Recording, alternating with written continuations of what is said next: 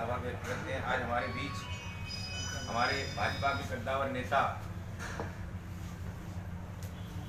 मेरे बड़े भाई राजेंद्र सिंह राठौर साहब हमारे बीच पधारे हैं।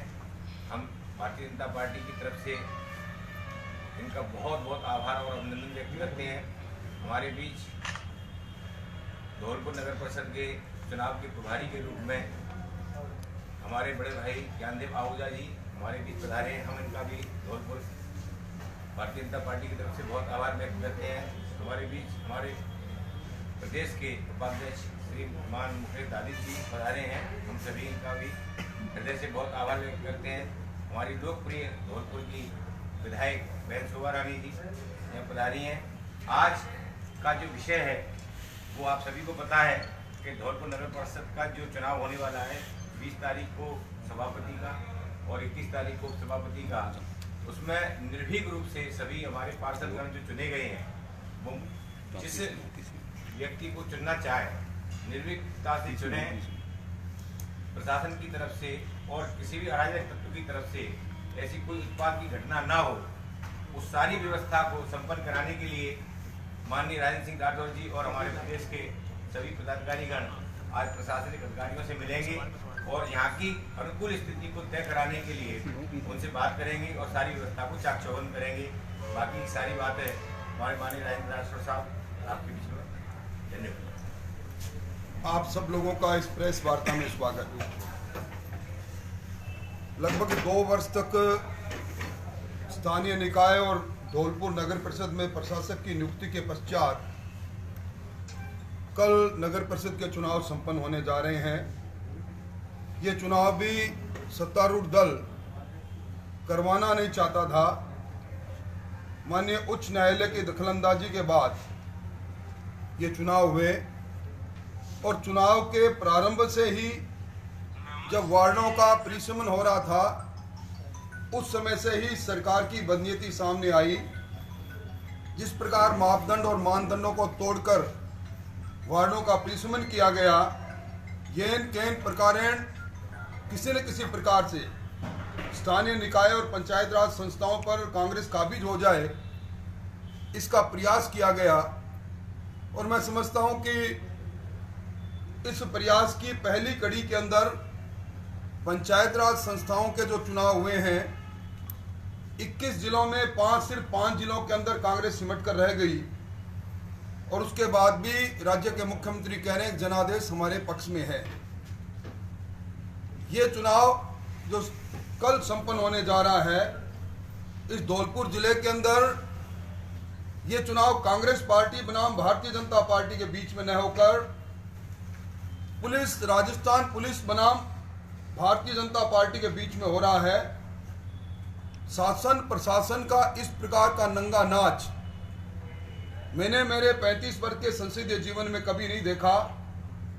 जब राजा खेड़ा के अंदर पूर्व विधायिका के 2 पुत्रों को सिर्फ इसलिए उठाकर एक बिना कसूर के बंद कर दिया जाए कि राजा खेड़ा की नगर परिषद में भारतीय जनता पार्टी का वर्चस्व नहीं हो, बाड़ी के अंदर पुलिस के संरक्षण में पुलिस थाने पर बैठाकर उम्मीदवारों का विड्रॉल करवाया जाए, ये पहली बार हो रहा है।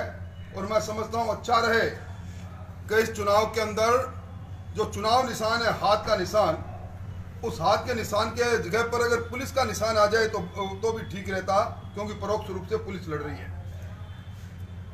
बड़ी विडंबना है और मैं समझता हूं कि ये सरकार की मजबूरियों से ये चुनाव हो रहा है।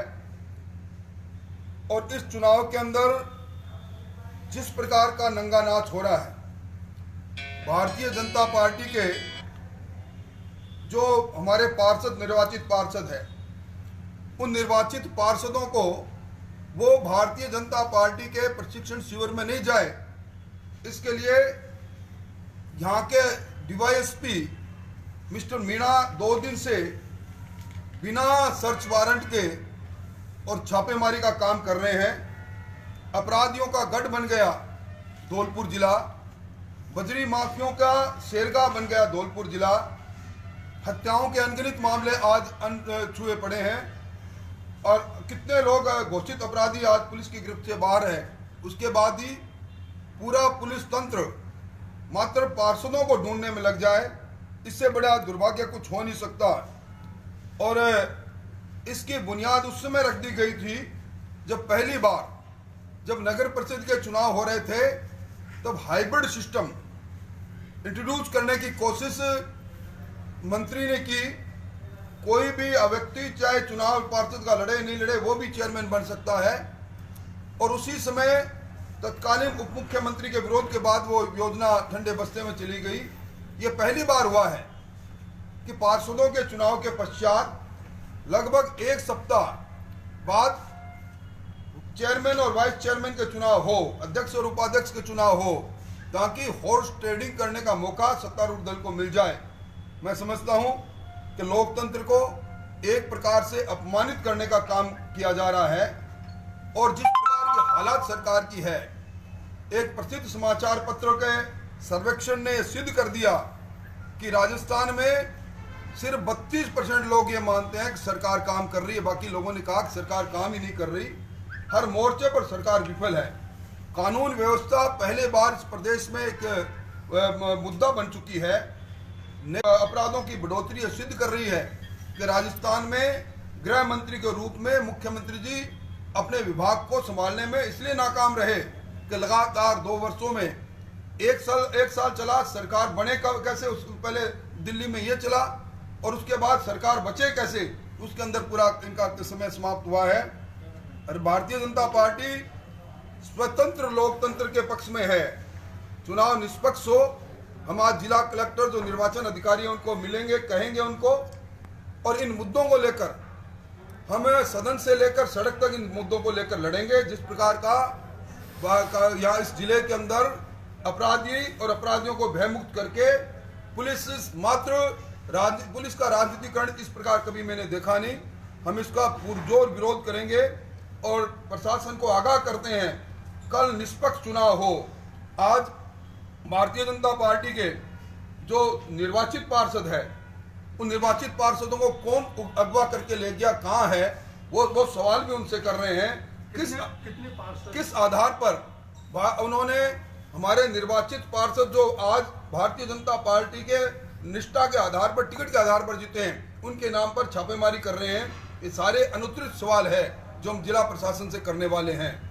कुल मिला के इस प्रकार के वातावरण के अंदर जहां राजा खेड़ा और बाड़ी के अंदर इन्होंने जो कुछ कर लिया, उसकी पुनरावृत्ति यहाँ करने की कोशिश कर रहे हैं, जिसका हम लोकतांत्रिक तरीके से पुरजोर तरीके से विरोध करेंगे। कितने पार्षदों को अगवा भाजपा? अभी भारतीय जनता पार्टी के 6 पार्षद हैं जो किसी न किसी कारण से इन लोगों ने अलग अलग तौर तरीके से उनको लेकर गए हैं। उनके परिवारजनों से जब हमारे जिला अध्यक्ष जी ने संपर्क किया तो वो भी अनभिज्ञ है और हमें आशंका है तो उनको जोर जबरदस्ती कहीं रोका गया है। नहीं, अभी जो टिकट वितरण हुए थे उसमें वसुंधरा राजे एक्स सीएम है, उनके समर्थकों को टिकट नहीं दिए गए और वो चुनाव जीत के आए हैं। देखिए, यहाँ कोई गुट नहीं है। वसुंधरा जी हमारी नेता है, 2 बार मुख्यमंत्री रह चुकी सूबे की, इसलिए ये कह कर कि ये वसुंधरा जी का गुट, वसुंधरा जी के सामने इस चुनाव की कोई अहमियत नहीं है। वो प्रदेश की नेता है, देश की नेता है, इसलिए मैं इस बात को जिले सिरे से खारिज करता हूँ। भाजपा की ऐसी क्या मजबूरी रही जो लगातार पार्षद कई बार से बन रहे थे, उनकी टिकट काटी और वो आज प्रत्याशी हैं? देखिए, एक टिकट यहाँ अलग अलग मापदंड और मानदंड के अनुसार दी जाती है। यहाँ की कोर कमेटी बैठी, उन्होंने कुछ देखा होगा, सर्वे भी हुआ, सर्वे के आधार पर स्थानीय लोगों ने बैठकर जो निर्णय किया और टिकट एक को मिला करती है। और मैं समझता हूँ कि भारतीय जनता पार्टी की जो नींव है वो अनुशासन पर टिकी हुई है, इसलिए टिकट मिलने के बाद अनुशासनहीनता कतई बर्दाश्त पहले भी नहीं हुई, अब भी नहीं हुई। अब भी जो अनुशासनहीनता करेगी, निश्चित तौर पर संगठन, प्रदेश संगठन उनके विरुद्ध में कार्रवाई करे। इस प्रकार की अभिशंसा जिला संगठन से प्राप्त होने पर निश्चित तौर पर उस पर विचार किया जाएगा। नहीं, जो इस समय निर्दलीय प्रत्याशी हैं खुशबू सिंह, उनके पति निशान सिंह चौधरी भाजपा के कर्मठ कार्यकर्ता रहे थे, नगर परिषद के उप सभापति भी रहे हैं। सूत्रों के मुताबिक जो वसुंधरा खेमे के चुनाव जीत के आए निर्दलीय प्रत्याशी, उनको समर्थन दे रहे हैं। देखिए, बड़ा दुर्भाग्य है कि कांग्रेस दृश्य से गायब है, पर पर्दे के पीछे से शासन में बैठे लोग सारे इस प्रकार के कुत्सित कार्य का संचालन कर रहे हैं। यहाँ मैंने पहले भी कहा, कमल का निशान लेकर जो जीते वो भारतीय जनता पार्टी के परिवार के लोग हैं, और उनके सामने जो कोई भी दूसरे दलों से या निर्दलीय खड़े हुए, उनका इस पार्टी की सारोकारिता से दूर दूर तक का कोई संबंध नहीं रहा। अगर पहले का संबंध है तो उन्होंने एक तरह से अघोषित और घोषित रूप से उनके पार्टी के उम्मीदवार, घोषित उम्मीदवार के सामने चुनाव लड़कर संबंध को समाप्त करने का काम किया है। भाजपा के जो बागी प्रत्याशी चुनाव जीत के आए हैं वो किधर जाएंगे? भारतीय जनता पार्टी के बागी प्रत्याशी चुनाव जीत कर आए, अंतरात्मा की आवाज पर अगर भारतीय जनता पार्टी के अधिकृत उम्मीदवार को वोट देंगे तो उनके बारे में निश्चित तौर पर पार्टी का आलाकमान विचार करेगा। एक्स-सीएम राजे यहाँ धौलपुर में चुनाव में जो भी आपकी बैठक वगैरह चल रही है, उनके पूर्व मुख्यमंत्री जी के स्तर की ये बैठकें नहीं है। वो देश और प्रदेश की नेता है। प्रदेश स्तर पर कोई नीतिगत निर्णय के अंदर वो वीडियो कॉन्फ्रेंसिंग से और दूसरे कॉन्फ्रेंसिंग से हमेशा जुड़ती रही है। इसलिए ये कहना कि इन छोटी बैठक में वो आए कि नहीं आए, कोई मैं नहीं समझता कि उनके कद के अनुसार कोई बैठक ये है। क्या एक्स-सीएम अलग पार्टी बनाने जा रही है?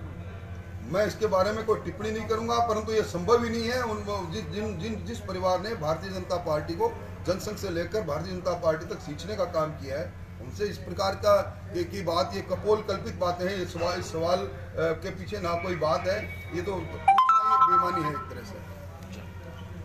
दूसरी बात, यहाँ की बात की जाए, आप बता रहे हो कि यहाँ पुलिस सपोर्ट कर रही है कांग्रेस का, आपको देखने को मिला है क्या?